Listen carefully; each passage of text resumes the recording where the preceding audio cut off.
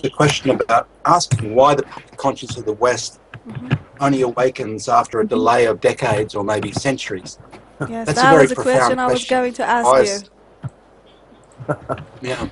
So it requires some reflection, and it's not something that's done in an instant. There has to be some sort of process or practical cultural exchange or conference or classes or a mechanism for that, because the ideological pressures in the West are very, very powerful, and they're every day, and they're very individualized, you know. So I'm left thinking, I suppose, well, these are very decent pressures and exhortations and questions, but how can they really be conveyed in a practical way? How can we have a discussion, a decent discussion? It's very hard for us in the West to have an authentic discussion because there is such a lot of censorship of dissenting voices. Okay.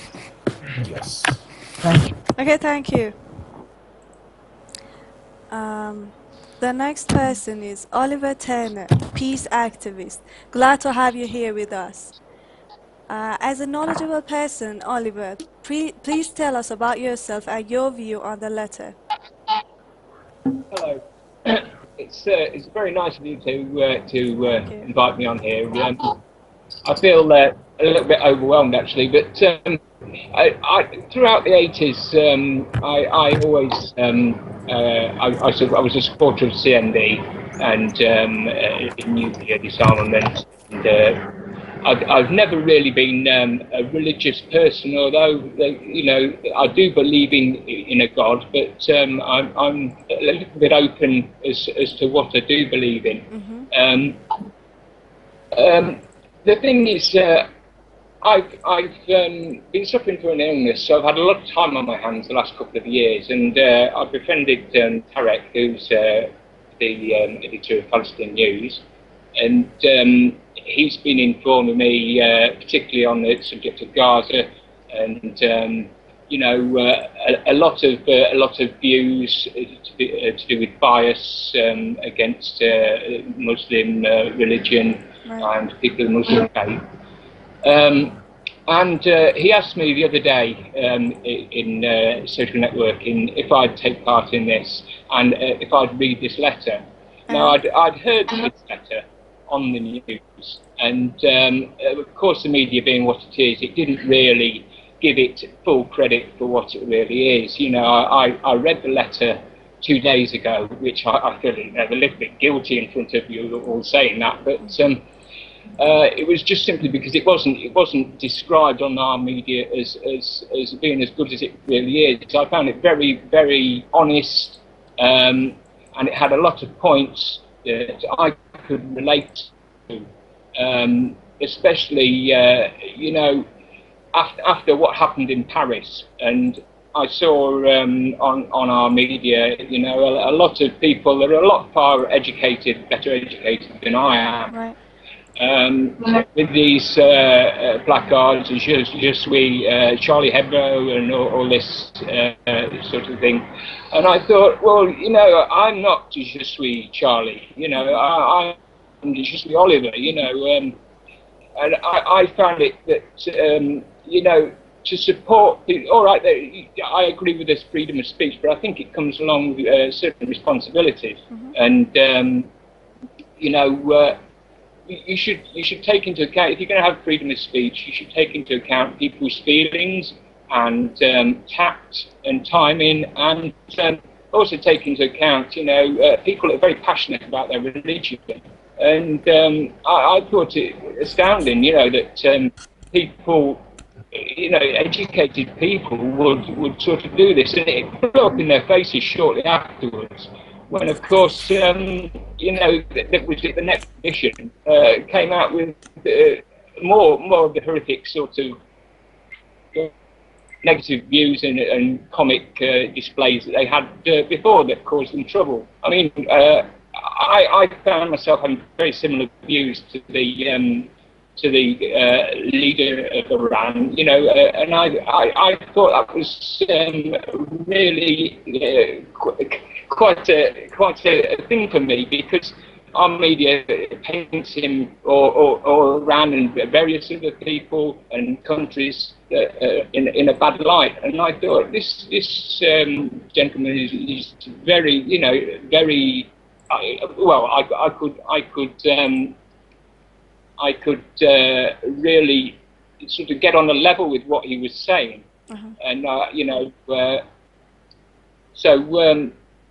it sort of spurred me on to look at more of the questions. And like Tim was saying, I mean, I'm not I haven't been to university or anything like that, but I've always been a great watcher of news and trying to seek out, you know, what they're not telling us, what, you know, different sides to the stories and this sort of thing.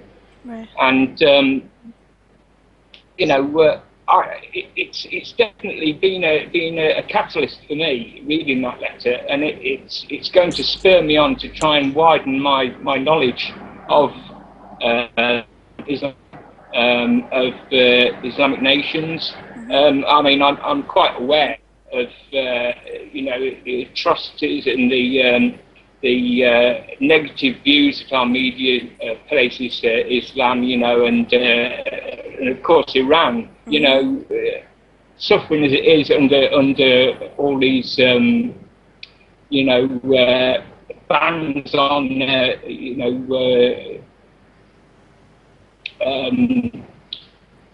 sort of business, you know, that America has put on it, and this sort of thing.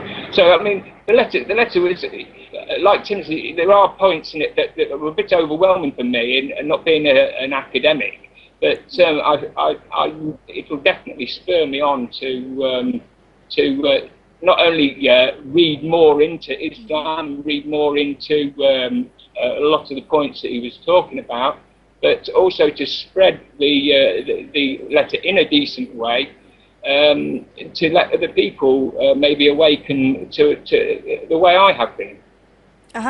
Thank you. So, as an ordinary European citizen, do you think that such actions are effective and can be effective in waking up people? Yes. You mean like the letter? Yes. Yes. I think it's a brilliant way, because the thing is, it sidelines all the things that taint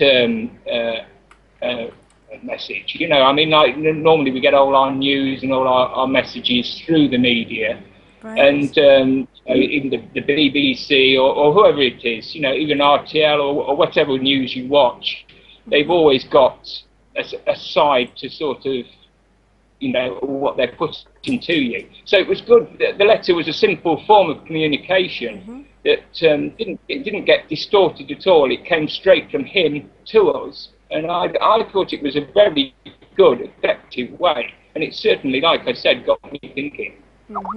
Thank you so much, Oliver. That's all right. That's very nice of you to have me. Thank you very much. Thank you. Just stay tuned, please. Fabrice Weiss, can you hear me? Yes, hi. Very good. Hello, welcome. Fabrice, you've been a Muslim for 10 years, right? Yes, about that, yeah. Okay. How did you found Islam, and how's your life as a Muslim in Switzerland?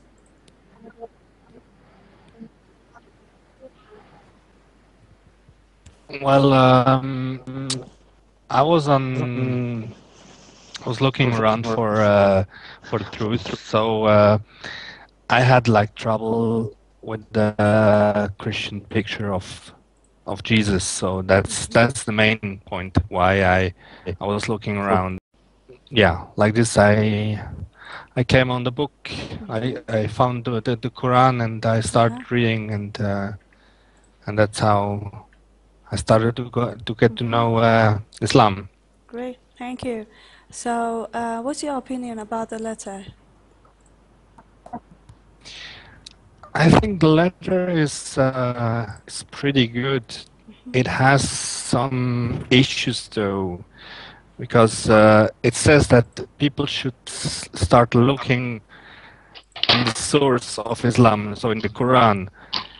And since the Quran is not an easy book, it's quite dangerous. Like you need help to understand it, and it's not easy to know whom to ask for help.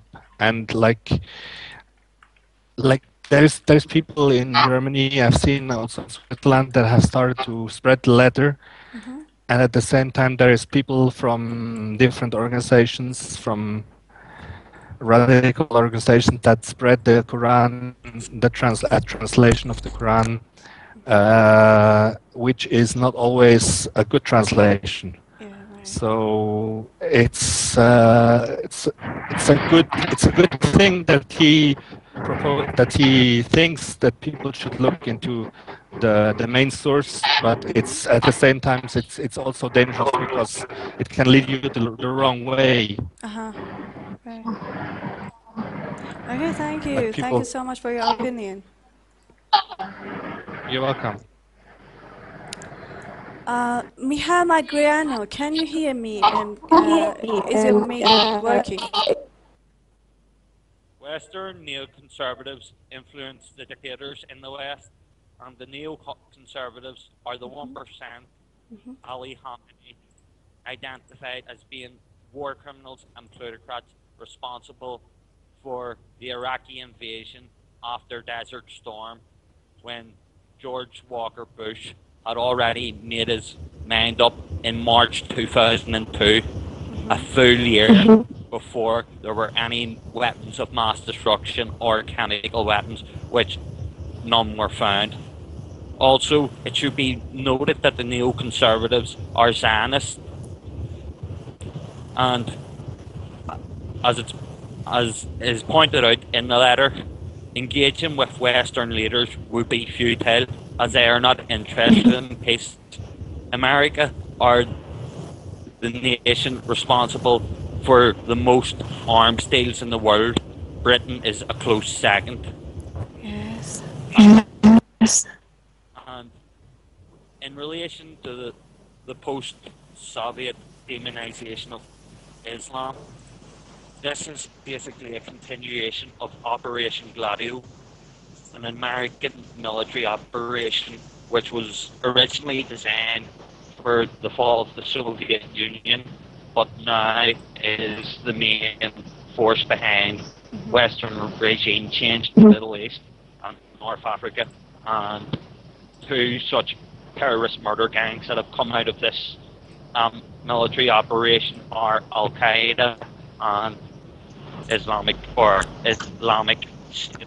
Yes. When the truth is that ISIS is the acronym for Israeli Secret Intelligence Service, which is the Mossad, and they used to have it on their website, but after ISIS started appearing in the news, they suddenly decided to change their website, coincidentally. Okay, thank you, Michal. We'll be back to you soon. Oh, okay. Thank you, and you're welcome. Okay. Tim Anderson, are you there? Hello, Fatima. Yes, I'm here. Hello. Okay. Hi. Tim, why do you think the West sometimes consider and condemn its past mistakes, but never talks about their present murders? Sorry, can you repeat that question? Yeah, sure. Why do you think the West sometimes consider and condemn its past mistakes? It talks about the past, but never talk about their present murders. Well, this goes to the lack of reflection on history, doesn't it? That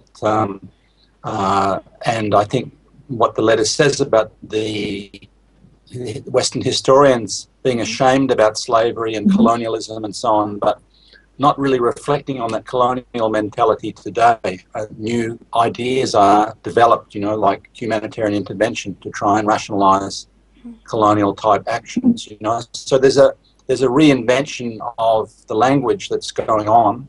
For example, in the interventions in Libya and Syria, for example, the big powers, the NATO powers, are really talking about their their proxy armies as revolutionaries and the people that do their war propaganda as activists. You know, these were concepts that we used decades ago. So all of the language gets co-opted by the new forces of intervention, and it was colonialism last century and it's humanitarian intervention this century, and that makes it very confusing for people. It's hard for people to take the lessons of history with that type of colonization of the language. Right, thank you so much. Tim Wright. Are you there, Tim? Yes, I am. Okay.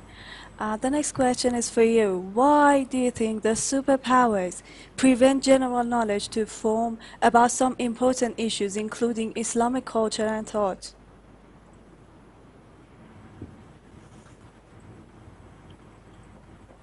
Because, in my opinion, it's because Islam is actually stands in the way of Zionist imperialism